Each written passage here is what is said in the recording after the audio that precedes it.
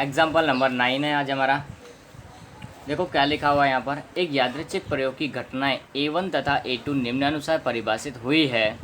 इस पर से योग घटना और प्रतिचित घटना प्रदर्शित समुच्चय ज्ञात कीजिए। यहाँ पे हमको समुच्चय ज्ञात करना है योग घटना और प्रतिचित घटना का। तो देखो पहले हमारे पास दो घटनाएं पता होनी चाहिए, A1 और A2 जो दी हुई हैं ऊपर, वो क्या क्या है। तो लिखा हुआ है x एंड देन लिखा हुआ है x इज इक्वल टू -1 0 1। बाजू में साइड में हमको कुछ और भी लिखा हुआ है A2, वहाँ लिखा हुआ है x रेज टू x 1 2 और 3, फिर हमारा ब्रैकेट क्लोज है। और अब हमको क्या निकालना है, योग घटना और प्रतिच्छेद घटना, दो घटनाएं ज्ञात करनी है। ठीक है। तो सबसे पहले हम क्या करेंगे, यहाँ पर A1 और A2 को परफेक्टली हमारे समुच्चय स्वरूप में लाएंगे। ये समुच्चय स्वरूप में दी है लेकिन बीच में कुछ लिखा हुआ है तो हम उसको अपने स्वरूप में लाएंगे। A1 इज इक्वल टू, देखो लिखा हुआ है साफ साफ -1 0 1 है। A2 यहाँ पे भी लिखा हुआ 1 2 3 है, कोई प्रॉब्लम होनी चाहिए नहीं। इसके जैसा हमने एक ऑलरेडी किया हुआ है एग्जाम्पल ही 7 नंबर और या 8 नंबर में से कोई एक 7। अब क्या करना हमको, योग घटना बोलिए, क्या बोलिए, अब योग घटना को हमको क्या कहते हैं, योग घटना को सिंबल्स क्या होता है घटना। तो A1 योग यानी कि यूनियन, योग यानी क्या होता है यूनियन। A1 यूनियन A2 यानी कि दोनों का योग करके दोनों के अंदर जितने भी हो गण हैं समुच्चय के अंदर, उन दोनों को एक समुच्चय में लिखना है। तो देखो स्टार्टिंग कहाँ से करेंगे हम, -1 0 1 और 1 दोनों में है लेकिन हम लिखेंगे 1 टाइम ही, यहाँ पर रिपीट नहीं होनी चाहिए कोई भी नंबर इसके लिए, 2 3। तो ये हमारा एकदम सिंपली क्या हो जाएगा, -1 0 1 2 3। ये हमारे योग घटना नहीं, सभी घटक इसके अंदर शामिल हो गए दोनों के अंदर के। अब बोला प्रतिच्छेद घटना, तो प्रतिच्छेद घटना का मतलब हमको अच्छी तरह पता होगा क्या है, दोनों में जो कॉमन हो, एक जैसा हो, दोनों घटना एक साथ घटती हो ऐसी। तो A1 इंटरसेक्शन A2, दोनों में कॉमन कोई दिख रहा है, एक 1 यहाँ भी है और 1 यहाँ भी है और कोई नहीं है, तो इसके अंदर क्या जाएगा 1। बस हमारा सवाल पूरा हो गया। अब स्वाध्याय के अंदर से 1.1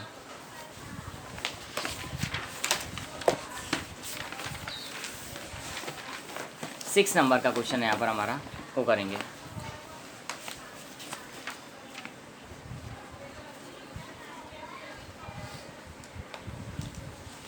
तो 1.1 का हम यहाँ पर करने वाले हैं। कौन सा क्वेश्चन है, 6 नंबर।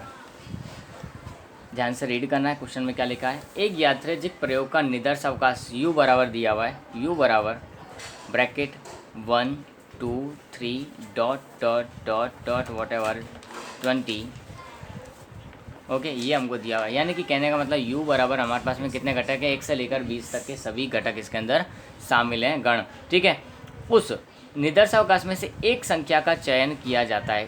संख्या कितनी चुननी है हमको, सिर्फ एक, और वो संख्या कैसी उन लोगों ने लिखा है उसका हमको समुच्चय बनाना है। तो पहले मैं मानता हूँ, माना कि वो घटना A है, चयन की गई संख्या अयुग्म संख्या हो, चयन की गई संख्या कैसी हो, अयुग्म क्या होता है, अयुग्म क्या होता है। तो देखो युग्म संख्या यानी कि सम संख्या, सम संख्या नहीं 0 2 4 6 8 इकाई अंक जिनके पीछे आता हो उसको हम क्या बोलते हैं, सम संख्या कहते हैं। और अयुग्म यानी कि विषम संख्या यानी कि 1 3 5 7 9 जिनका इकाई का अंक हो, ऐसी सभी संख्याओं को हम कहा क्या कहते हैं, विषम यानी कि अयुग्म संख्या। तो ये अयुग्म यानी कि हमारे लिए कौन सी संख्या हुई, विषम। और इसको इंग्लिश में बोला जाए तो क्या बोलते हैं, ऑड नंबर। क्या बोलते हैं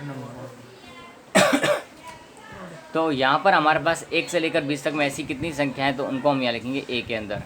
देखो 1 3 5 7 9 11 13 15 17 19, ये सभी संख्याएं कैसी हैं, अयुग्म संख्याएं हैं। कैसी हैं, अयुग्म संख्याएं, इनका कोई जोड़ा बनता नहीं है, तो इनको हम क्या बोलेंगे, अयुग्म संख्या, विषम संख्या हैं ये। सेकेंड नंबर क्वेश्चन B, चयन की गई संख्या 3 द्वारा विभाज्य हो, चयन की गई संख्या 3 द्वारा विभाज्य हो, 3 द्वारा विभाज्य यानी जिसके अंदर 3 का पूरा पूरा भाग जाता हो, ऐसी संख्या को हम 3 द्वारा विभाज्य संख्या कहते हैं। तो 3 का पहाड़ा बोलते जाओ, हमको पता चलता जाएगा। तीन, तीन दूनी 6, तीन तिया 9, तीन चौको 12, तीन पंजे 15, तीन चंग 18। उसके बाद हमारी लिमिट ख़त्म हो जाती है क्योंकि इसके बाद क्या आता है, 3 सत्ते 21 आता है। तो 21 हमारी लिमिट में नहीं, हमारी लिमिट में कितना खाली 20 तक का है, तो उसमें कितना आता है 18 तक की संख्या आती है। ये हमारा बी हो गया, 3 द्वारा विभाज्य बोला है इसके लिए। तीसरा नंबर, चयन की गई संख्या सी उसको बोलेंगे। चयन की गई संख्या 2 या 3 द्वारा विभाज्य, या लिखा देखो, या का मतलब क्या हुआ, यूनियन, यानी कि प्लस।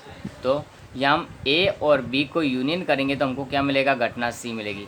ए और बी को योग कर देंगे क्योंकि सॉरी 2 और 3 के लिए, तो 3 का तो हमारे पास है लेकिन 2 का हमको निकालना पड़ेगा। तो यहाँ C1 मैं उसको लिख रहा हूँ कि संख्या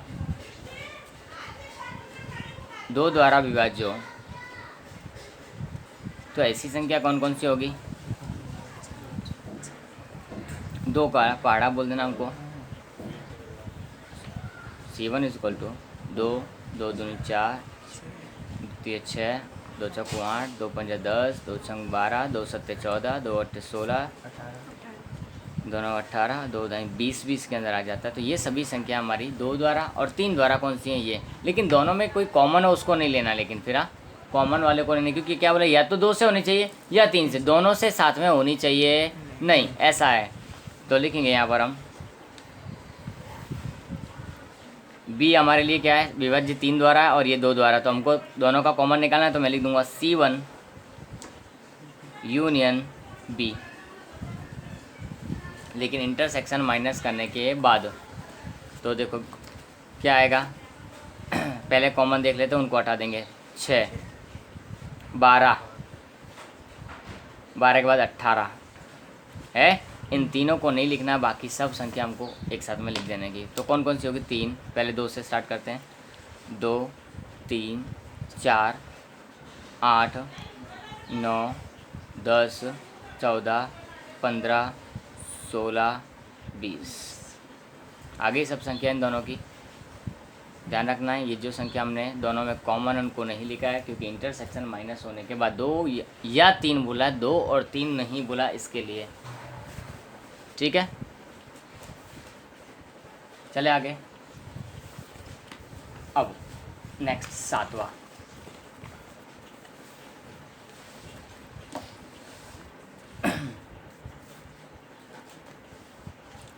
दो बालक वाले परिवार में से, 7वां नंबर का क्वेश्चन है हमारा 1.1 का ही।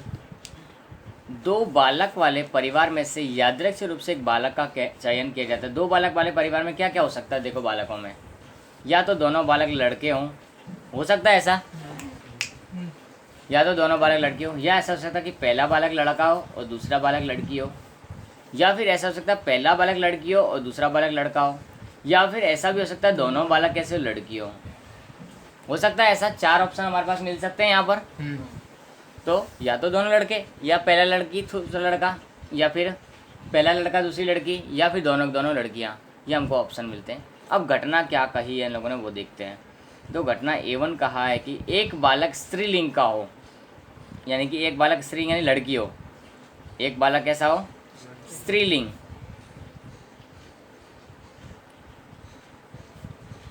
स्त्रीलिंग का हो तो उसके लिए हमारे पास में घटना क्या होगी, देखो इसका M क्या बन जाएगा, यानी कि A क्या बन जाएगा, इसका A1 घटना क्या हो जाएगी हमारी, एक बालक स्त्रीलिंग। तो देखो एक बालक स्त्रीलिंग यहाँ भी है और यहाँ भी है, दोनों के अंदर एक एक बालक स्त्रीलिंग है, तो हम दोनों में से इनको यहाँ पे चूज़ कर लेंगे, BG या तो GB,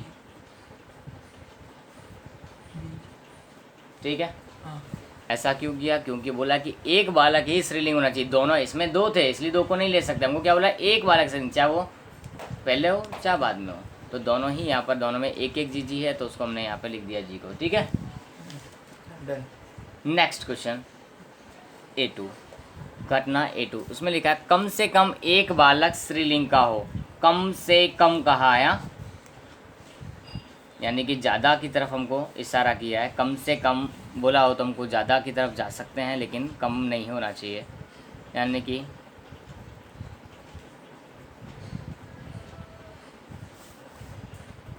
A2 बराबर क्या लिखा है, देखो कम से कम एक बालक स्त्रीलिंग, एक बालक स्त्रीलिंग, देखो इसमें स्त्रीलिंग है नहीं है तो इसको छोड़ देते हैं, इसमें एक स्त्रीलिंग है, इसमें है, इसमें है, तो ले लेंगे। ये तीनों हमारे इसके घटक बन जाएंगे, BG, GB और ये GG।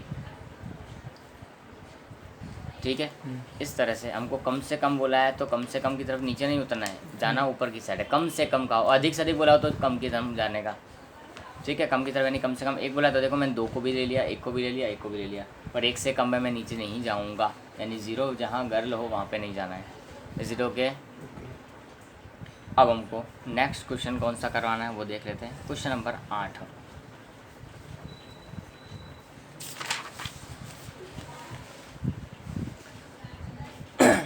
षष्ठभुज वाले 2 संतुलित पार्श्वों को एक साथ उछाला जाता है। देखो यहाँ 2 पार्श्वों को उछालने का प्रयोग किया गया है। क्या किया गया है? 2 पार्श्वों को एक साथ उछाला जाता है। तो पहले उछालने के प्रयोग में कितने परिणाम मिलते हैं उन परिणामों को हम यहाँ लिख देते हैं, उसके बाद हम सवाल आगे के पढ़ेंगे, क्योंकि सब परिणाम पता होंगे तो ही आगे हो पाएगा। ठीक है, तो कौन कौन से परिणाम मिलते हैं 2 अगर हम पार्श्वों को उछाल देते हैं?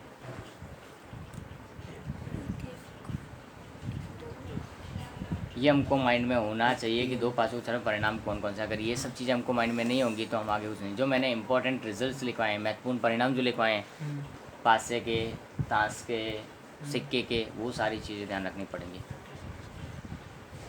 1 4, 1 5, 1 6, 2 1, 2 2, कितना लिखा है? 2 6। ठीक है, आगे 3 1,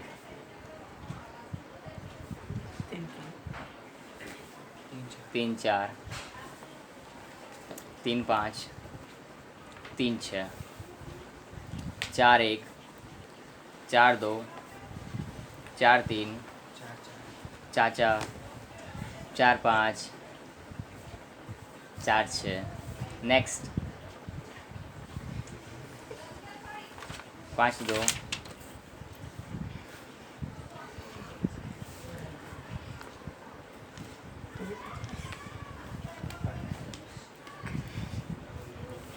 6 1,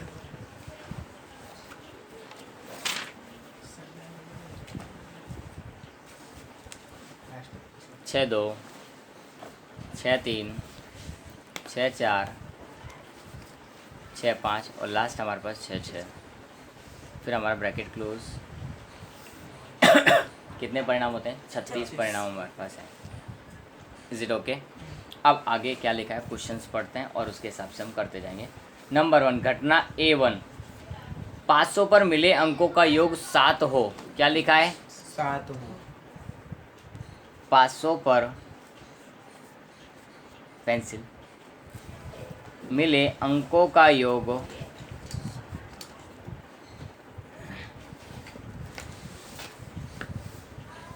7 हो।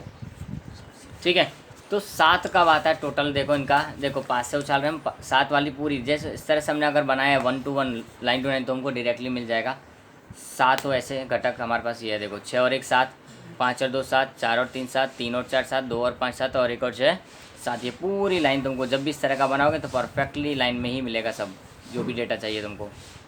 हो गया? तो ये घटना कौन सी हो गई? A1। मैं लिखूँगा A1 के अंदर कौन कौन आता है, लेकिन लिखना कैसे है? लाइन सर, ऊपर से, पहले यहाँ से शुरुआत होती है इसके लिए। 1 और 6 7, 2 और 5 7, 3 और 4 7, 4 और 3 7, 5 और 2 7 और 6 और 1 7। टोटल कितने हैं? 6। 1 2 3 4 5 6। ये हमको एकदम इजीली परफेक्टली मिल गया। अगर ये बनाया होगा तो हमको सारी डिटेल्स बहुत ही जल्दी जल्दी मिल जाएगी। सेकंड क्वेश्चन A2, 500 पर मिले अंकों का योग कितना हो? 4 से कम। 4 से कम, तो लिख रहे हैं हम यहाँ पर 500 पर मिले अंकों का योग 4 से कम हो। Is it okay? तो देखो 4 से कम बोला, ये हमारी घटना A1 थी, इसको लिख दिया। अब 4 से कम, टोटल 4 से कम, 4 भी नहीं, 4 से कम यानी 3 और 2 और उससे कम। एक तो होता ही नहीं है, स्टार्टिंग ही कहाँ से होती है हमारे टोटल की? 2 से होती है 1 और 1 2, और लास्ट क्या था 6 और 6 12। हमको क्या चाहिए 4 से कम, 4 से कम यानी कि 2 और ये 3, ये 4 हो जाता है, उसको लेना नहीं है। ये हमारी घटना A2 मिल जाएगी हमको। क्या मिल जाएगी? हाँ कि ना? इनका टोटल देख लो, 1 और 1 2, 2 और 1 3, 1 और 2 3, तो 4 से कम है। आगे चेक करते हैं हम, तो 3 और 1 4 हो गया, 4 से 4 नहीं चाहिए हमको, 4 से कम ही बोला है सिर्फ, तो 4 से कम में ही रहना है। ठीक है, चले आगे। चलो अब हम यहाँ पे लिख देंगे इसके घटा कौन कौन से उनको, 1 1 1 2 2 1, बस ये 3 ही घटक है इसके अंदर। आगे चलें, नेक्स्ट थर्ड नंबर A3। 500 पर मिले अंकों का योग 3 द्वारा निस्शेष भाजित हो। 500 पर मिले अंकों का योग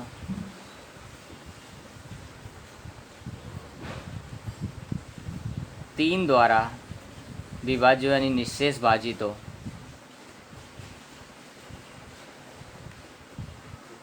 ठीक है, तो ऐसा कौन सा जिसके अंदर 3 का भाग जाता है? देखो 3 का भाग किसमें जाता है? 3 3 दून 6, 3 3 9, 3 चौको 12। हमारा लास्ट में लास्ट टोटल कौन सा? 12 है। इसके लिए 12 तक हमने किया है। ठीक है, अब 3 जिसका टोटल है वो भी इसके अंदर आएगा, जैसे कि यह 3 इसका टोटल है, यानी पूरी लाइन ये हमारे पास में आ गई एक। दूसरा 6 किसका टोटल है? 6 वाली लाइन ये रही है अपने पास ये, तो ये पूरी लाइन 6 के टोटल वाली, जिसके अंदर 3 का पूरा पूरा भाग जा सकता है वो।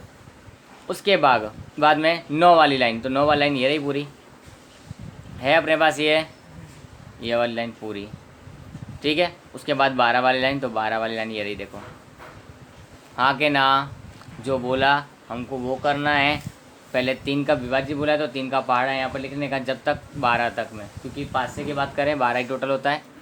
तो ये अब यहाँ हमारे किसका A3 के लिए, A3 के लिए, A3 के लिए हमने इसमें से चुनाव किया है। ये सब हमारी समझ के लिए है। ठीक है, अब इसको हमको लिखना क्या? घटकों को यहाँ लिखना है। घटकों कहाँ लिखना हमको? यहाँ पर लिखना है। तो कैसे आएगा? देखो पहले 1 2 है, फिर दोबारा आ रहा है कोई, हाँ ये वाली लाइन भी आ रही है। हमको हमारी A3 वाली लाइन देखनी है। 1 5, फिर क्या आ रहा है? 2 1 आ रहा है। उसके बाद क्या आ रहा है? 2 और 4 6। उसके बाद 3 3 आ रहा है। 3 3 के बाद में 3 6, जहाँ A3 वाली लाइन है पूरी वहाँ तक। उसके बाद 4 और 2 6 आ रहा है। 4 और 2 के बाद में हमारे पास 4 और 5, 4 और 5 के बाद हम देखते हैं तो यहाँ पर 5 और 1 6 है। उसके बाद में हमारे पास में जो लाइन है वो है 5 और 4, एंड द लास्ट लाइन में हमारे पास में क्या है? 6 और 3 और 6 और 6 9 और 6 और 6 12 होता है इसके लिए। ये हमारा ख़त्म हो गया। इसके घटक कितने? 3 और 3 6 और 6 12, बस ये। चौथा क्वेश्चन इसी के अंदर। अब 500 पर मिले अंकों का योग 12 से अधिक हो। करो तो 500 पर मिले अंकों का योग कौन कौन से बताओ? 12 से अधिक हो।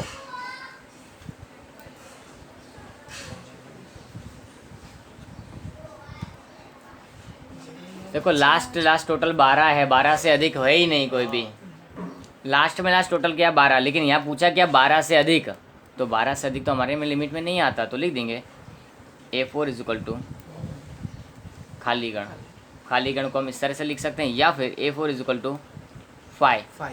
दोनों ही इसके आंसर हो सकते हैं, ये हमको ध्यान रखना है। ठीक है, क्योंकि हमारा टोटल लास्ट में लास्ट कितना है? 12, और कम से कम कितना है?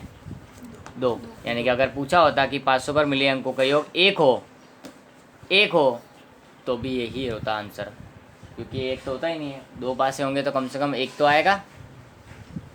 तो इस तरह का एक ये क्वेश्चन है।